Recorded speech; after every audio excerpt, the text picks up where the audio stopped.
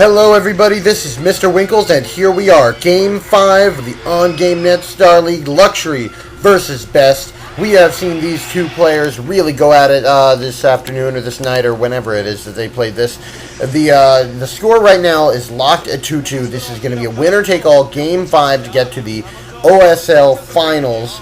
And that's a huge, huge deal if you're just getting into StarCraft, you're starting to watch it up, and thank you for picking me to start watching your games broadcasted to. Okay, so here we are. That's BeSt in the bottom right corner. They had shown us Luxury in the top left. He is going to be Zerg.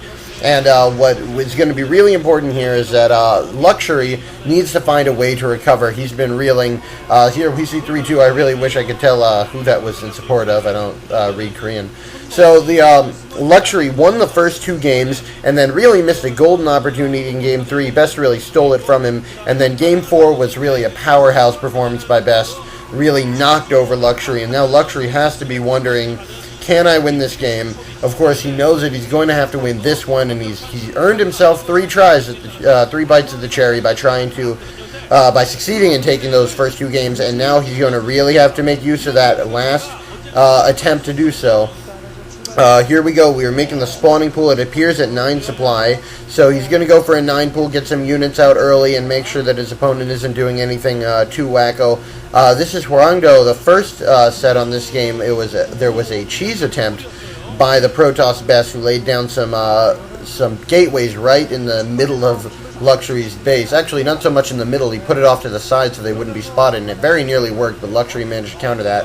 Of course, this time it does not appear that will be the case, because we saw the early scout going out in the first game, and this is Game 5. It'd be quite a ballsy move to try to do that, but it looks like a more standard play will be from both players coming forth. So we have BeSt laying down the assimilator. He's going to get his gas up soon, and we have an Overlord out from Luxury, which means that he's just going to be able to complete more units. Nothing too out of the norm there.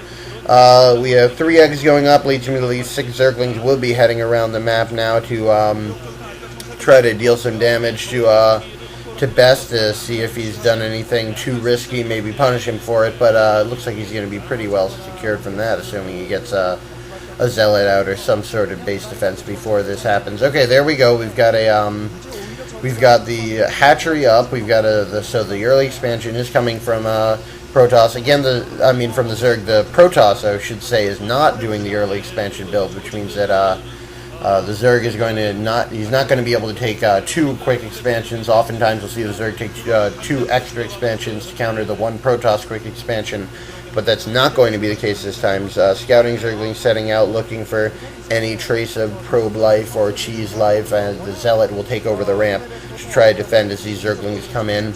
Is that a probe coming over to assist? I'm not sure. Yes, it is.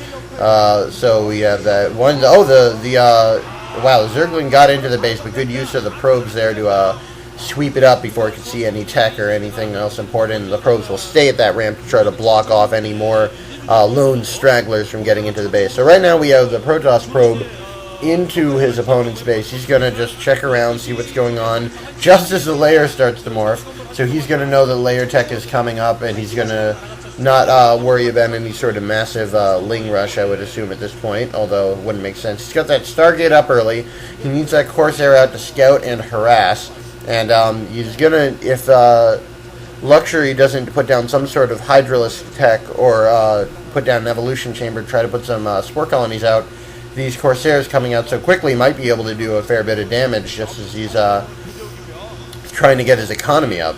So we have a Dragoon out now as well, big bulky unit, good for blocking up that ramp, but weak against the Zerglings, which are the main Zerg early game unit.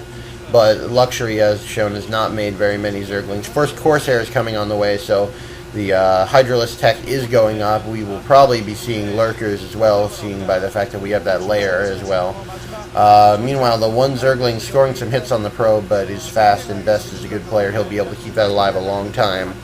And we have, the Zergling's actually gotten into the yellow, but no real danger there. It'll stay alive for a little bit longer. We have some fans there with a nice hand-drawn picture. Very good to know. And these Zerglings might be able to try to sneak in. The Zealot's not going to be able to block them, and one Zergling will get in, so he's going to know exactly what the tech is. I don't think he'll see anything to surprise him, seeing as that Corsair is flying over right now. No, he won't. But he will see the second Corsair up, and this is, of course, good to get units in your opponent's base and mess around with them. I mean, it's worth the 25 minerals or whatever that took there.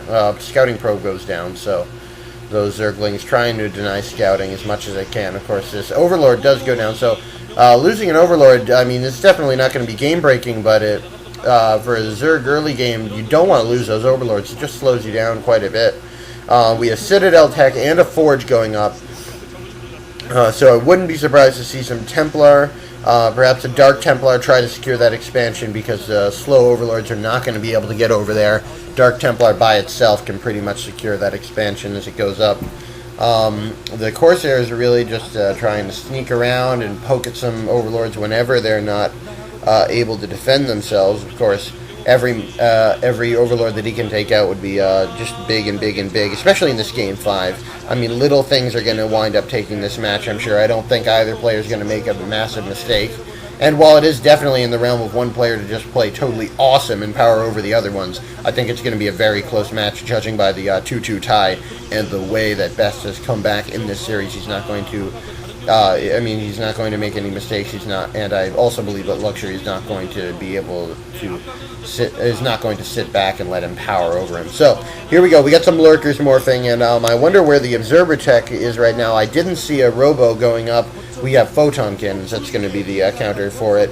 He's not. BeSt is not going to be making that Robo to get observers. Instead, he's going with the photon cannons. The weakness of that, of course, is that it ties down him to that one base. He's not going to be able to expand without laying down more photon cannons. And of course, if the photon cannons get destroyed, then he's in a bit of trouble. So there's a Spire going down. We'll probably see some Mutalisk aid, or perhaps just some Scourge to try to take out those Corsairs, which if the Zerg player really allows the Protoss to go up and mass up a bunch of Corsairs, it can be a serious trouble. Really going around killing Overlords, killing Mutalisks. Is that Zergling going to be able to get into the base? Nope, the photon cannons stop it. But information gleaned there. There are photon cannons up, so those lurkers will not be as effective as they would have been if he had scouted that there was no entrance. He might have tried to, no way to stop those lurkers. He might have just tried to go in right there. But meanwhile, these lurkers going around the map just trying to harry Luxury any way they could. Some more Corsairs into the base to try to mess him up, but that Spire will be up soon, and I'm pretty sure we'll be seeing Scourge out of that rather than Mutalisk, seeing as he's invested some money already into tech. Okay, this Lurker's going in, and maybe he's just going to try to be annoying. Yes, he's going to burrow himself right there where the expansion would be, and that's going to be really annoying. The observatory is now up, and the robotics facility is now up, so it's going to be short-lived, but just every second that he can delay that second expansion, he's gaining an economic lead over the Protoss, who only has that one base. Let's see what we have here. Some Zealots from the ramp. They're cut off by that Lurker, so the more and more I think about it, the better that Lurker play becomes. So, okay, here comes the Observer. They're going to flank from both sides. Slow Zealots, of course, not the ideal counter for Lurker, but in that number and only one Lurker, no real threat there.